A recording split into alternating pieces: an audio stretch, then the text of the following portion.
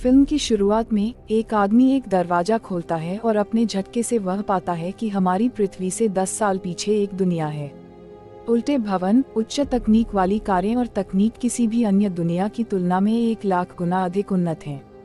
यह पता चलता है कि जब भगवान ने ब्रह्मांड का निर्माण किया तो उन्होंने एक प्रयोग के लिए 22 समानांतर संसार बनाए। उनमें से कुछ दुनिया केवल युद्ध और पीड़ा से दयनीय हैं, जबकि अन्य सामान्य हैं। फिर उन्नत तकनीक वाले संसार हैं और सुखी लोग हैं।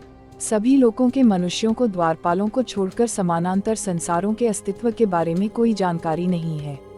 वे अलौकिक प्राणी हैं जिन्हें इंटरवर्ल्ड यात्रा से गुजरने वाले लोगों की जांच करने का काम सौंपा गया है। उनमें से एक कीरो है, लेकिन इससे पहले कि वह ऐसा कुछ भी था, वह सिर्फ एक साधारण व्यक्ति था। मूल रूप से वह हमारी पृथ्वी के एक व्यक्ति थे। दृश्य कुछ दिनों पहले बदल जाता है। हीरो काम से घर लौटता है और उसे आश्चर्य होता है कि उसके अपार्टमेंट में एक अनजान महिला है। महिला अपना परिचय रीना के रूप में देती है। इससे पहले किराल यह जानने की मांग करती है कि वह वहाँ क्या कर रही है। वह उसे तुरंत चाहता है। उसके घर से बाहर निकलो, लेकिन उसके सदमे से महिला का दावा है कि घर उसका है। यह पहेलियां और कीरो को गुस्सा दिलाती हैं, जिससे दोनों में बहस हो जाती है। जल्द ही पुलिस, जिसे कैरल कहा जाता है, उसे संपत्ति में प्रवेश करने को मिलता है, लेकिन उसके झटके से पूरे घर अंदर से बदल गया है और उसके पड़ोसी भी उसे नहीं पहचानते हैं। और रीना कुछ कागजी कार्रवाई और सबूत लाती है कि घर उसका है।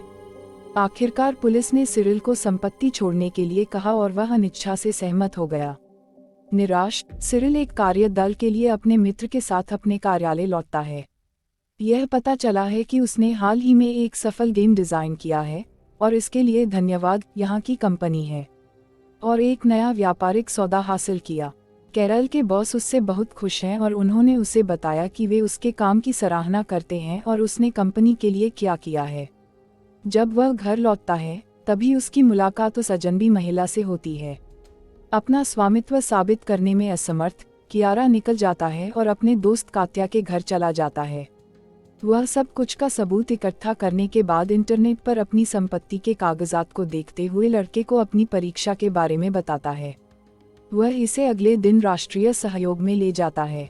बस जब उसे लगता है कि भ्रम की स्थिति नरम होने वाली है, तो उसे पता चलता है कि सरकारी कार्यालय के पास कार्यालयों के डेटाबेस में उसके नाम का कोई रिकॉर्ड नहीं है। कैरल तब स्वामित्व के प्रमाण की तलाश के लिए अपने कार्यालय में जाता है, लेकिन कोई भी उसे पहचानता नहीं है, और यहाँ तक कि वे लोग भी जो खेल बनाने से पहले उसकी रात की प्रशंसा कर रहे थे। और उग्र क्यूरियल उसके कार्यालय में एक दृश्य बनाता है।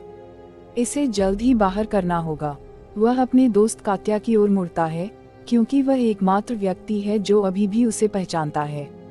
कियारा के साथ जो हो रहा है उससे कात्या भी भ्रमित है और सुझाव देती है कि वह अपनी पहचान की पुष्टि करने के लिए अपने माता पिता से मिले। कीरा अपने पिता से मिलने जाती है, लेकिन उसकी निराशा के लिए, यहाँ तक कि उसने उसे पहचानने से इनकार कर दिया और यह दावा करते हुए कि उसके कोई संतान नहीं है। परेशान होकर कैरोल ने रीना से भिड़ने का फैसला किया। वह महिला जो प्रतीत होती है कि यह सब शुरू हो गया है। वह अपने पूर्व घर में घुस जाता है और फिर से उसे छोड़ने के लिए कहता है। यह स्वाभाविक रूप से एक तर्क में बदल जाता है और काल उसे चाकू दिखाकर धमकाता है। रीना हैरान रह जाती है क्योंकि वह अजीब तरह से कैरोल पॉइंट को चाकू से अपने पेट पर मारती है। कैरोल सोचती है कि वह उसे डराने की कोशिश कर रही है, लेकिन जब वह वास्तव में खुद को पेट में छुरा घोंपती है तो वह हैरान रह जाती है, क्योंकि कैरोल यह समझने की कोशिश करती है कि अभी क्या हुआ।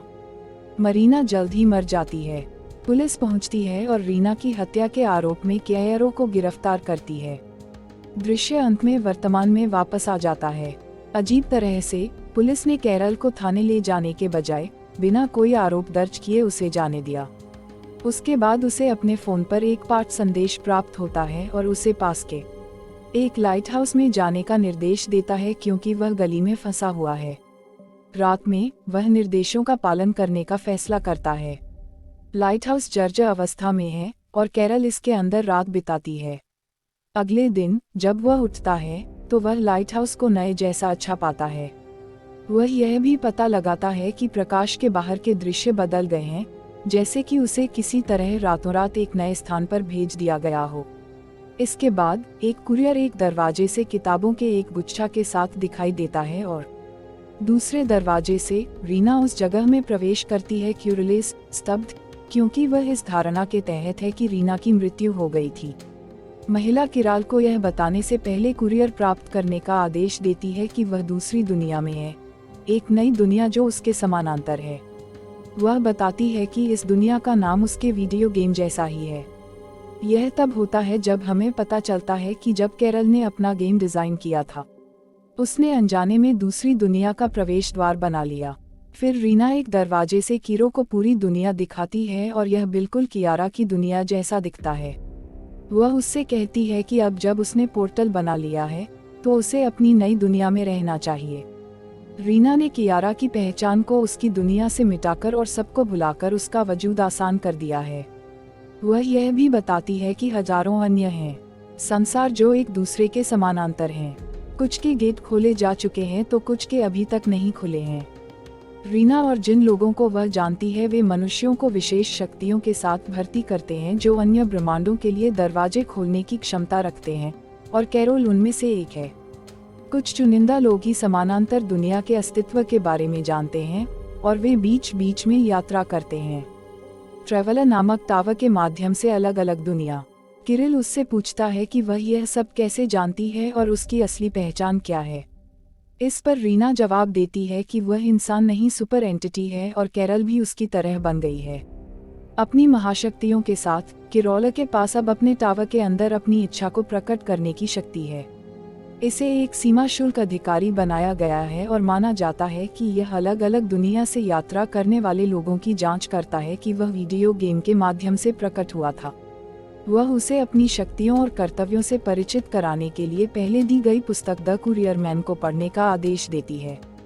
कैरल ने यह सब स्वीकार करने से इनकार कर दिया और अपनी पूर्व दुनिया रीना में वापस लौटने पर जोर दिया, जिसने उससे इस तरह से कार्य करने की अपेक्षा की थी। उसे चेतावनी देता है कि उसकी दुनिया में कोई भी उसे फिर कभी नहीं पहचान पाएगा।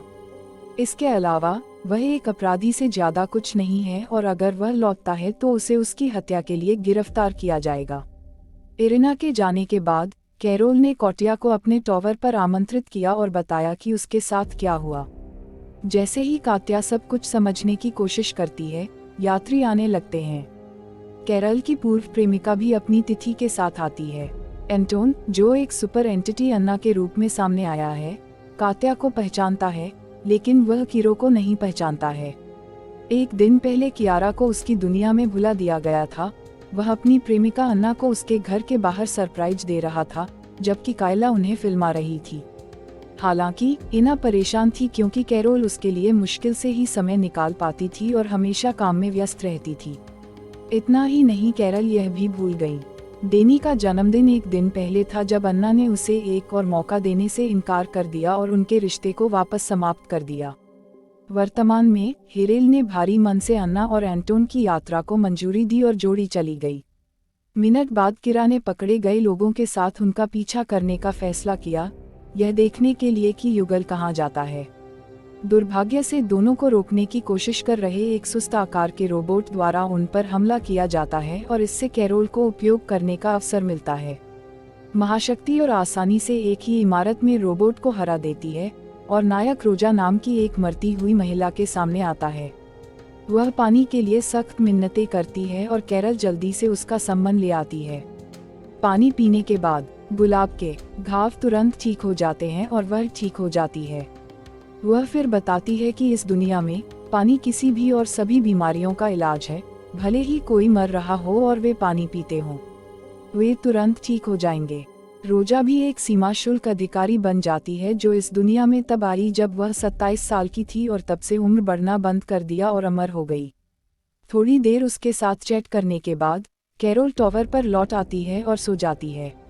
जब वह जागता है तो उसे पता चलता है कि एक और पोर्टल रातों रात खुल गया है और उसने एक नए और सुंदर ब्रह्मांड में प्रवेश किया है। हीरो बाहर जाने का फैसला करता है और उसके टावर के ठीक बाहर समुद्र तट का अन्वेषण करें। जल्द ही रीना और सीक्रेट सोसाइटी के सदस्य इस नई अनलॉक की गई दुनिया का निरीक्षण करने पहुंचते हैं। रेन कैरोल को एक लॉकेट देता है और उसे बताता है कि अब से वह अपने टावर से केवल 15 किलोमीटर ही बाहर जा सकता है। अगर वह उस बिंदु से आगे चलने की कोशिश करता है तो वह मर सकता है। इरिना और अन्य लोगों के जाने के बाद कार्ल ने जाकर उससे मिलने का फैसला किया। माता पिता जो टावर से 13 किलोमीटर दूर हैं, वह इतनी दूर तक चलने के जोखिमों को जानता है, लेकिन वैसे भी इसे लेता है। अपने माता पिता के घर जाने वाली ट्रेन में वह मीनार से दूर चला जाता है और परिणामस्वरूप हीरो का शरीर कमजोर हो जाता है। जैसे ही वह प्यासा हो जाता है, एक आदमी उसे पानी देता है जो उसे एक पल में ठीक कर देता है।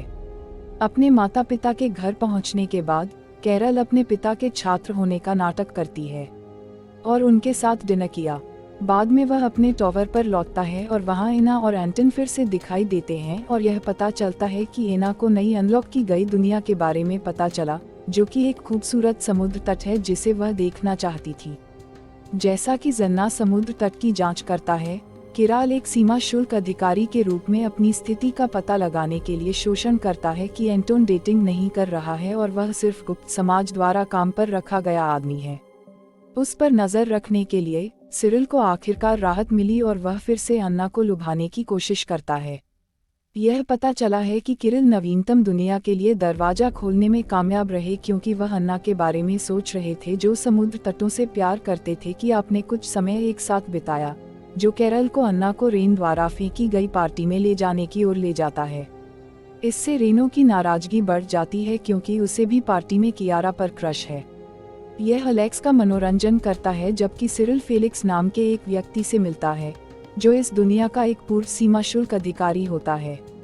फेलिक्स ने खुलासा किया कि उसे अपनी नौकरी से निकाल दिया गया क्योंकि उसने गुप्त समाज की स्वीकृति के बिना कई नई दुनिया के द्वार खोल दिए।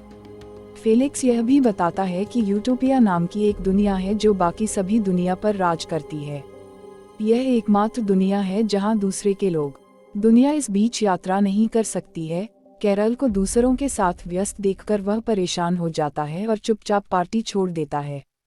हालांकि रीना के गुर्गे द्वारा उसका अपहरण कर लिया जाता है और यह सुनिश्चित करने के लिए उसे दूसरी दुनिया में छोड़ दिया जाता है कि वह फिर कभी कैरोल से न मिले। दूसरी ओर कैरोल पार्टी में अन्ना की तलाश शुरू कर देती है और उसका पता लगाने में नाकाम रहने के बाद वह समिति के एक सदस्य के रूप में टावर पर लौट आती है। उसे आश्चर्यचकित करता है और चुपके से उसे यूटोपिया का एक दरवाजा खोलने का कार्य सौंपता है जहां किसी को जाने की अनुमति नहीं है। वह दावा करती है कि यूटोपिया वास्तविक दुनिया है और अन्य सभी दुनिया उसकी नकल मात्र हैं। यूटोपिया में कोई नफरत, असहिष्णुता या बीमारी नहीं है।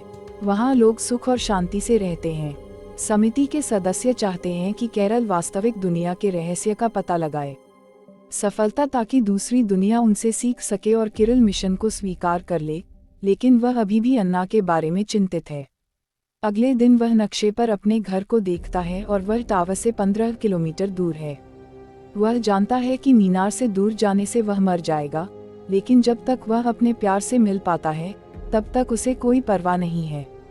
उम्मीद के मुताबिक उसके घर आने के बाद उसकी हालत बिगड़ती जाती है, लेकिन खुद को मरने से बचाने के लिए वह बर्फ खाता है। वह अंततः इसे अपने घर बनाता है, लेकिन जब वह उसे वहां नहीं पाता तो निराश हो जाता है।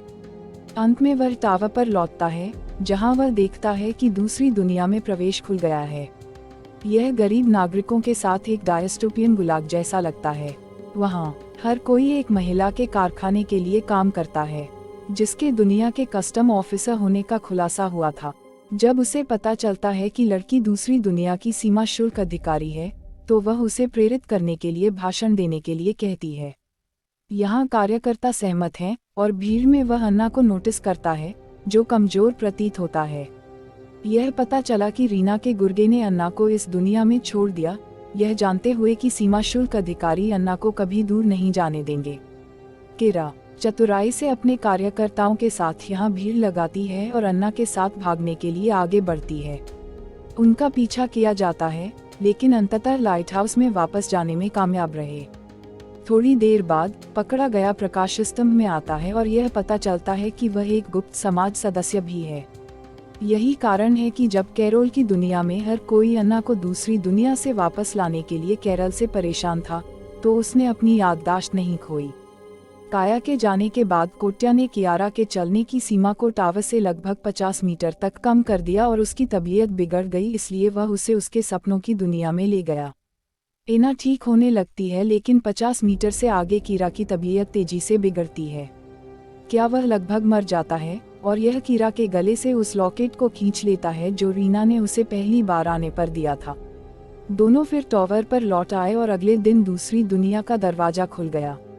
इस बार यह यूटोपियन दुनिया है जो सुंदर है, तकनीकी रूप से उन्नत है और इसमें कोई दोष नहीं है। हीरो दुनिया के सीमा शुल्क अधिकारी से मिलता है जो उसे बताता है कि यह दुनिया मूल है और दूसरे से 10 साल पीछे है। दुनिया उन दुनियाओं को बनाया गया था ताकि इस दुनिया के लोग भविष्यवाणी कर सके कि भविष्य में क्या हो सकता है और कुछ भी बुरा होने से रोका जा सकता है। यूटोपियन दुनिया सक्रिय रूप से दूसरी दुनिया की गलतियों से सीखती है। यदि युद्ध छिड़ जाता है और जीता जाता है तो यह दुनिया उन सभी चीजों से दूर रहती है जो युद्ध का कारण बनती हैं। यदि कोई बीमारी फूटती है या अन्य लोगों में सर्वनाश होता है तो भी ऐसा ही होता है। समानांतर दुनिया में एक नया आविष्कार किया जाता है। यह दुनिया तुरंत उस तकनीक की नकल करती है, इसलिए उनके पास अभी भी ट्विटर है। वे अभिशप्त हैं। रहस्योद्घाटन से हैरान, कल ने टॉवर पर लौटने का फैसला किया, लेकिन अधिकारी ने उसे जिंदा लौटने से मना कर दिया। अब जब वह यूटोपियन विश्व रहस्य जानता है तो यूटोपिया की कई संस्थाएं उसे मारने की कोशिश करती हैं, लेकिन वह किसी तरह टॉवर पर लौटने का प्रबंधन करता है। वहाँ रीन ने उसका सामना किया और यह पता चला कि उसने अन्ना को फिर से दूसरी दुनिया में भेज दिया। इससे कैरल को गुस्सा आता है और वह एरिना पर हमला करता है। मुकदमा में एक लंबी लड़ाई जो तब समाप्त होती है जब कैरोल उसे मार देती है। जैसे ही वह मरती है, कियारा की दुनिया उसकी मौत के साथ रहने लगती है। लोगों की यादें लौट आती हैं और कियारा की माँ उससे संपर्क करती है और अनुरोध करती है कि वह घर लौट आए और पकड़ा जाए। वह तब प्रकट होता है और उसे सूचित करता है कि टॉवर टूट गया है, इसलिए वे फिर से दूसरी दुनिया की यात्रा नहीं कर सकते। किराल ने एक वैकल्पिक प्रवेश द्वार खोजने में उसकी मदद की और 2 छुट्टी के बाद एक फायर ब्रिगेड ने टॉवर के खंडहर में आग लगा दी। नतीजतन रीना बच जाती है और फिल्म समाप्त हो जाती है, एक अगली कड़ी की ओर इशारा करते हुए।